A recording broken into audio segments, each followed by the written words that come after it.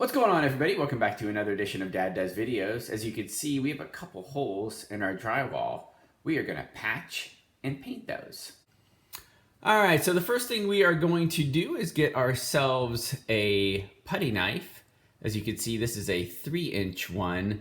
So you could go with something certainly a little bit smaller than this if you have small holes like these. And regardless of how the holes got there, there's always going to be some kind of drywall crust around the edges, for lack of a better way to describe that. And before we go about patching, we just want to get that off. So I just like to gently go over the holes that we're going to patch and get some of that crust off, so to speak, as best we can. As you can see, some of those particles are flying off, and you're going to want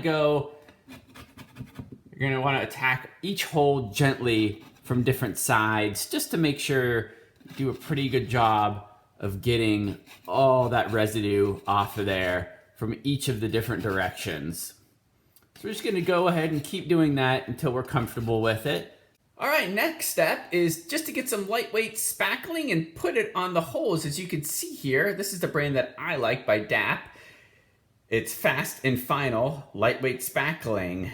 And even though it says on the side, no sanding, we're gonna sand anyway because it creates a smoother finish, but we'll get to that in a little bit. But we just dip our handy dandy putty knife in here, get some of the spackling on our knife, and then go to work in putting some of that spackle on the hole.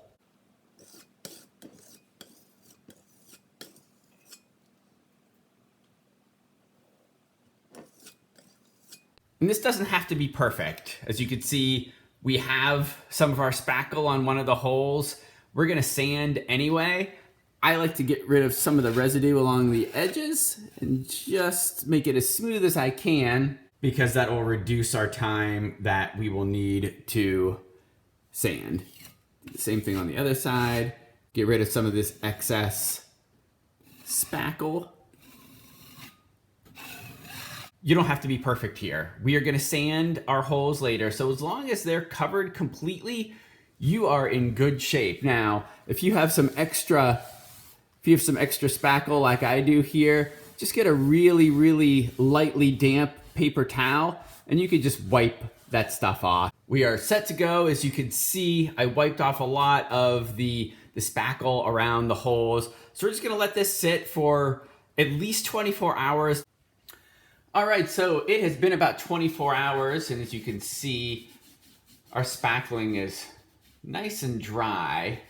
So we are just going to use a drywall sponge, as you can see right here. So the reason why we are sanding these is when you put this stuff on, as you saw before, and as you can see right now, it's not perfect, right? So we want to smooth this down, and obviously you guys can't tell because you're not the ones running your fingers over our spackled holes, but when you do this, typically the part where the hole is, there's a little bit of a kind of a bump there. So we just want to smooth everything down so that when you paint over top of your spackle, it's hard to tell that there's been a hole there. So there's nothing complicated about this. You just move your sponge around, and don't overdo it. Just press gently on our holes.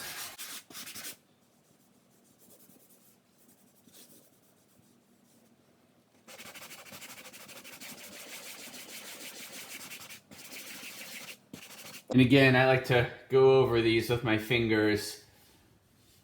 And you can tell when we're getting pretty close, because you should barely be able to tell by the touch of your fingers where those holes are.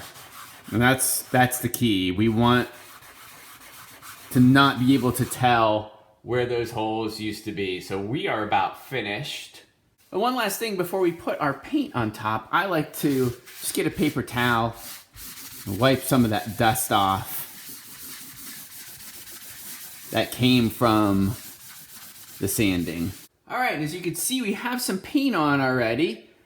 And I am using a foam brush because when I'm doing this kind of work, I feel as if you do not see the brush marks as much with these brushes as opposed to the bristle brushes. So we're just gonna apply our paint here all over the part of the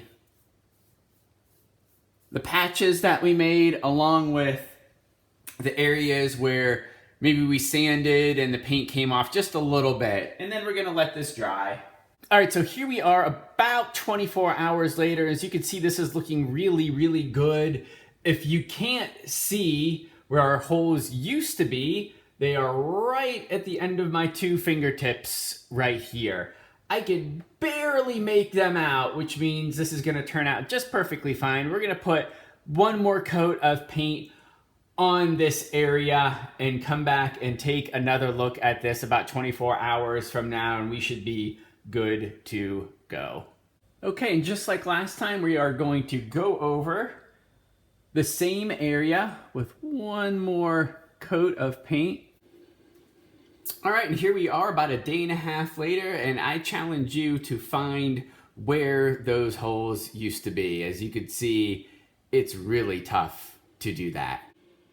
All right, and here's a view from a little bit of a further distance away. As you can tell, it's pretty tough to see those as well from this distance.